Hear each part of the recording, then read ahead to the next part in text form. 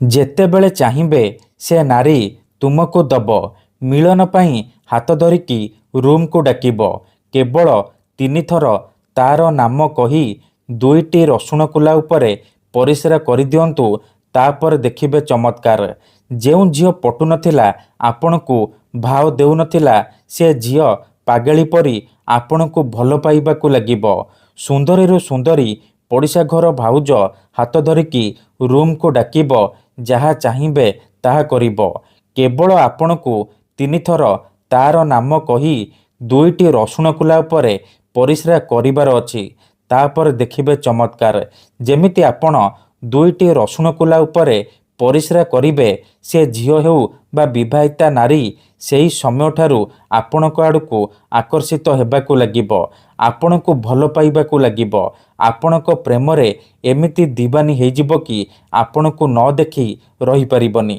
ଏହି ବଶୀକରଣ ଏତେ ଶକ୍ତିଶାଳୀ କି ଏହାର ପ୍ରୟୋଗ କେବେ ବି ଖାଲି ଯାଏନି। ଯିଏ ବି ଏହି ବଶୀକରଣକୁ କରିଛି 100ରୁ 100% ସଫଳ ହେଇଛି। ନିଜ ପସନ୍ଦର କୁଆଁରୀ ଝିଅ ବା ବିବାହିତା ନାରୀକୁ ଅତି ସହଜରେ ପଟେଇ ପାରିଛି।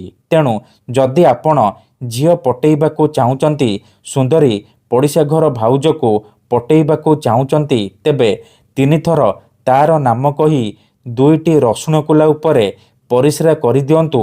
ତାପରେ ଦେଖିବେ କିପରି ସିଏ ଆପଣଙ୍କ ପ୍ରେମରେ ଦିବାନୀ ହେଇଯିବ। ପାଗଳି ପରି ଆପଣଙ୍କୁ ଭଲ ପାଇବାକୁ ଲାଗିବ। ନମସ୍କାର ଫ୍ରେଣ୍ଡସ୍, ଓଡ଼ିଆ ଫଣ୍ଡା ଚ୍ୟାନେଲକୁ ଆପଣମାନଙ୍କୁ ସ୍ୱାଗତ। ଆଜିର ଏହି ଭିଡ଼ିଓଟିରେ ମୁଁ ଆପଣଙ୍କୁ ଶିଖେଇବି ଆପଣ କିପରି ବିନା ମନ୍ତ୍ର ତନ୍ତ୍ର କରି, ବିନା କୌଣସି ପଇସା ଖର୍ଚ୍ଚ କରି କେବଳ 2ଟି ରସୁଣ କୁଲା ସାହାଯ୍ୟରେ ଝିଅ ପଟେଇ ପାରିବେ। ତାଠାରୁ ନିଜର ମନ ମୁତାବକ କାମ ହାସଲ କରିପାରିବେ।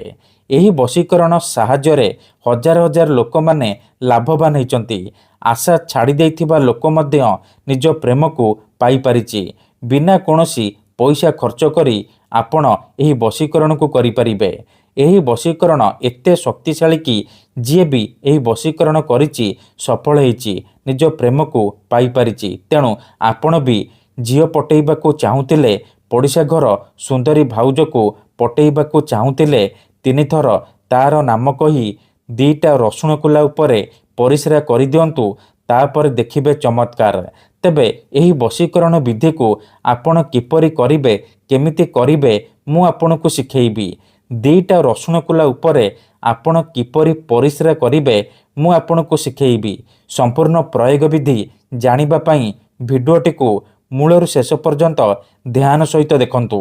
ଅଧାରୁ ଛାଡ଼ିକି ପଳେଇଲେ କିମ୍ବା କାଟି କାଟି ଦେଖିଲେ ଆପଣ କିଛି ବି ବୁଝିପାରିବେନି। ପରେ କମେଣ୍ଟ କରିବେ, ଗୁରୁଜୀ ଆପଣଙ୍କର ବଶୀକରଣ କାମ କରୁନି। ଦେଖନ୍ତୁ, ମନ୍ତ୍ର ତନ୍ତ୍ର ଯନ୍ତ୍ର ବଶୀକରଣ ଏମିତି ସେମିତି କାମ କରେନି। ମନରେ ସମ୍ପୂର୍ଣ୍ଣ ବିଶ୍ୱାସ, ନିଷ୍ଠା ଆଉ ଏକାଗ୍ରତାର ସହିତ ଆପଣଙ୍କୁ ଏହି ବଶୀକରଣ କରିବାକୁ ପଡ଼ିବ। ତେବେ ଯାଇ ମୁଁ ଆପଣଙ୍କୁ ଗ୍ୟାରେଣ୍ଟି ଦେଉଛି, ଆପଣ ଯେତେ ସୁନ୍ଦରୀ ଝିଅ ବା ସୁନ୍ଦରୀ ବିବାହିତା ନାରୀକୁ ଚାହିଁବେ ତାକୁ ପଟେଇ ପାରିବେ। ତାଠାରୁ ନିଜର ମନ ମୁତାବକ କାମ ହାସଲ କରିପାରିବେ। କିନ୍ତୁ ଏହି ବଶୀକରଣ ବିଧି ଜାଣିବା ପୂର୍ବରୁ ମୋର ଗୋଟିଏ ଛୋଟିଆ କଥା ମନେ ରଖନ୍ତୁ। ବହୁତ ସାରା ଦର୍ଶକ ବନ୍ଧୁମାନେ ଆମକୁ କମେଣ୍ଟ କରୁଛନ୍ତି କି, ଗୁରୁଜୀ ଆପଣ ଆମର କାମ କରିଦିଅନ୍ତୁ, ଆପଣ ଯେତେ ପଇସା ମାଗିବେ ଆମେ ଦେବୁ। ହଜାର ହଜାର ଟଙ୍କା ଯାଚୁଛନ୍ତି। ଦେଖନ୍ତୁ, ୟୁଟ୍ୟୁବରେ ଆପଣଙ୍କୁ ଏମିତି ବହୁତ ସାରା ଚ୍ୟାନେଲ ମିଳିଯିବ ଯେଉଁମାନେ ଫେକ୍ ବଶୀକରଣ କରୁଛନ୍ତି। ବଶୀକରଣ କରିବେ କହିକି ପଇସା ଠକି ନେଉଛନ୍ତି। କିନ୍ତୁ ଆମର ଏହି ଚ୍ୟାନେଲରେ ଆପଣଙ୍କ ପାଇଁ ଫ୍ରିରେ ବଶୀକରଣ ଭିଡ଼ିଓ ଅପଲୋଡ଼ କରାଯାଉଛି, ଯାହାକୁ ଆପଣ ଘରେ ବସି ବସି କରିପାରିବେ। ବିନା କୌଣସି ପଇସା ଖର୍ଚ୍ଚ କରି ଘରେ ବସି ବସି ଝିଅ ପଟେଇ ପାରିବେ। ତେଣୁ ମୋର ଆପଣମାନଙ୍କୁ ଅନୁରୋଧ କି ଆପଣ ଭିଡ଼ିଓ ଦେଖନ୍ତୁ, ନିଜେ ଚେଷ୍ଟା କରନ୍ତୁ, କିନ୍ତୁ ଏହିସବୁ ଠକାମିରେ ପଡ଼ନ୍ତୁ ନାହିଁ।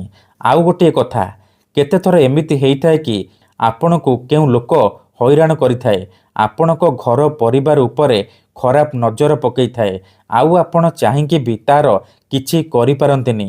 କାହିଁକି ନା କେତେଥର ଏମିତି ହେଇଥାଏ କି ଆପଣଙ୍କର ଶତ୍ରୁ ବା ଆମର ଶତ୍ରୁ ପଇସାରେ ଆଉ ଶକ୍ତିରେ ଆମଠାରୁ ବଳବାନ ହେଇଥାଏ, ଆଉ ଆମେ ଚାହିଁକି ବି ତାର କିଛି କରିପାରୁନାହୁଁ। ଏହିପରି ପରିସ୍ଥିତିରେ ଆପଣ ବଶୀକରଣ କରିପାରିବେ, ଝିଅ ପଟେଇ ପାରିବେ, ନିଜ ଶତ୍ରୁକୁ ହାତ ମୁଠାରେ ରଖିପାରିବେ। ଏହି ବଶୀକରଣ ସାହାଯ୍ୟରେ ଆପଣ ଶତ୍ରୁକୁ ମଧ୍ୟ ନିଜର ବଶରେ କରିପାରିବେ। ଠିକ୍ ଅଛି, କିନ୍ତୁ ଆଜିର ଏହି ଭିଡ଼ିଓଟିରେ ମୁଁ ଆପଣଙ୍କୁ ଶିଖେଇବି ଆପଣ କିପରି 2ଟି ରସୁଣ କୁଲା ଉପରେ ପରିସ୍ରା କରିଦେଲେ ଝିଅ ପଟେଇ ପାରିବେ, ସୁନ୍ଦରୀ ଭାଉଜକୁ ପଟେଇ ପାରିବେ। ମନେ ରଖନ୍ତୁ, ଏହି ବଶୀକରଣ ବିଧିକୁ ଆପଣ କେବଳ ଶନିବାର ଦିନ କରିବେ, ସନ୍ଧ୍ୟା ସମୟରେ କରିବେ। ଠିକ୍ ଅଛି, ପ୍ରଥମେ ଆପଣ କ'ଣ କରିବେ, ଏହିପରି 2ଟା ରସୁଣ କୁଲା ଆଣିବେ। ସେ ରସୁଣ କୁଲାକୁ ନେଇକି କୌଣସି ଏକ ସୁନସାନ ଜାଗାକୁ ଯିବେ, ଯେଉଁଠାରେ ଆପଣଙ୍କୁ କେହି ଦେଖିବେନି କିମ୍ବା ଡାକିବେନି। ତାପରେ ସେ 2ଟା ରସୁଣ କୁଲାକୁ ତଳେ ମାଟି ଉପରେ ଏହିପରି ରଖିବେ, ଆଉ ଆଖି ବନ୍ଦ କରିକି ସେଇ ଝିଅ ବା ମହିଳାକୁ ମନେ ମନେ ଭାବିବେ, ତାର ମୁହଁକୁ ନିଜ ମନରେ ଭାବିବେ। ତାପରେ ମୁଁ ଆପଣଙ୍କୁ ଗୋଟିଏ ମନ୍ତ୍ର କହୁଛି, ଏହି ମନ୍ତ୍ରକୁ ଆପଣ 5 ଥର ପଢ଼ିବେ।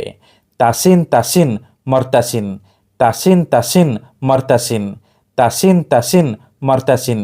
ଏହି ମନ୍ତ୍ରକୁ ଆପଣ 5 ଥର ପଢ଼ିବେ। ଇଏ ହେଉଛି ମୁସଲିମ ବଶୀକରଣ ମନ୍ତ୍ର। ମନ୍ତ୍ରକୁ 5 ଥର ପଢ଼ି ସାରିବା ପରେ 2ଟା ରସୁଣ କୁଲା ଉପରେ ପରିସ୍ରା କରିବେ। ପରିସ୍ରା କରିବା ସମୟରେ 3 ଥର ସେ ଝିଅ ବା ମହିଳାର ନାମ କହିବେ, ଯାହାକୁ ଆପଣ ପଟେଇବାକୁ ଚାହୁଁଛନ୍ତି।